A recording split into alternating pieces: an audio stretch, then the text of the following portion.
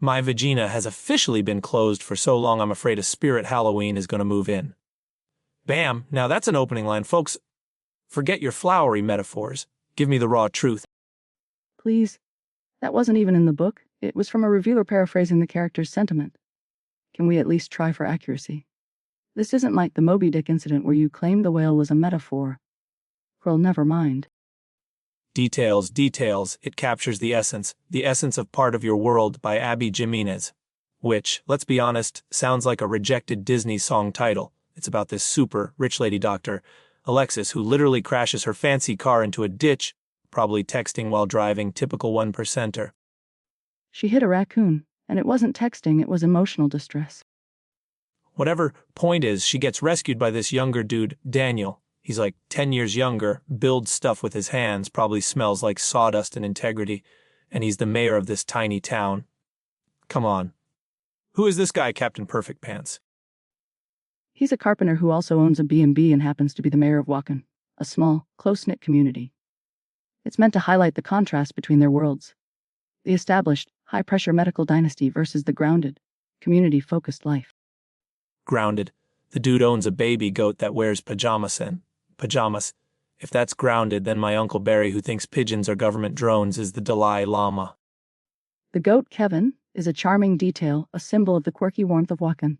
But let's talk about Alexis. She's trapped, emotionally abused by her prestigious family who see her ER career as a failure, and manipulated by her truly awful ex-boyfriend, Neil. Oh, boo-hoo. Her daddy, the world-famous surgeon, wants her to be a surgeon too. Cry me a river, Doc Moneybags. My dad wanted me to take over his plumbing business. You don't see me whining about it on national radio. Okay? Maybe a little. But this Alexis, she hides Daniel. Like he's some sort of embarrassing rash. Oh, can't let daddy see my blue-collar boy toy. Makes my skin crawl. Total classist coward. At first, anyway. It's more complicated. She's conditioned by years of control and judgment. Neil, her ex, is a master gaslighter. She's terrified of losing her family's approval, however toxic it is. It's a realistic portrayal of escaping an abusive dynamic. Many readers found her journey incredibly relatable. Relatable? If I related to letting my family treat me like dirt and dating a guy who sounds like a Ken doll programmed for maximum niceness, I'd check myself into therapy. Which, apparently, the creepy ex does later. What is that? A redemption arc for a gaslighting slimeball. No thanks, and Daniel, don't get me started. He's too perfect, patient, kind, builds gorgeous furniture, loves his mama, probably rescues kittens from trees in his spare time. It's suspicious. Where's the flaw? Does he secretly collect toenail clippings? Is he an alien? He has flaws. He has his own family baggage with his mother. His perfection is seen through Alexis's eyes initially. She can't believe someone could be genuinely good because her world is filled with conditional love and manipulation. He represents a healthier possibility. Healthier? Or Stepford husband material? I bet he doesn't even swear when he stubs his toe. Probably just says, "Oh, fiddlesticks," while birds braid his hair. And don't forget the parents, Doctor and Dr. Evil. Just pure, unadulterated snobbery. I hated them. We agree on that, right? The portrayal of her parents is quite severe. They are certainly antagonists, driving much of Alexis's internal conflict. But does that make the book good?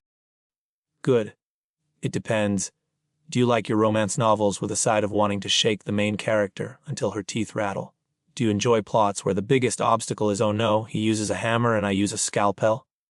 And the fade to black sex scenes. What is this? The 1950s. Give the people what they want, Jimenez. We're not children. The focus is on the emotional connection, not gratuitous physical details. Some readers appreciate that. I have a quote here from a review.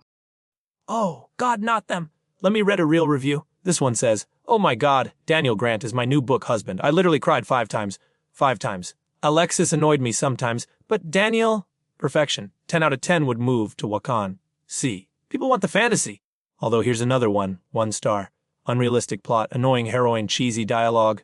The goat was okay." It evokes strong reactions, clearly.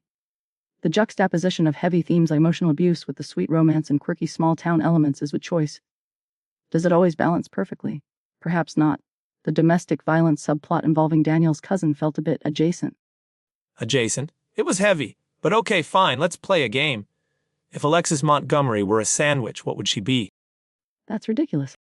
No, play. I say a cucumber sandwich on white bread with the crusts cut off, but secretly there's a ton of expired mayonnaise inside, making you slightly sick. I suppose. Perhaps a very complex panini. Looks polished on the outside, maybe sourdough indicating some strength, but filled with conflicting ingredients, some sharp cheese for her intellect, bitter greens for her situation, maybe some unexpected sweetness from the jam representing Daniel.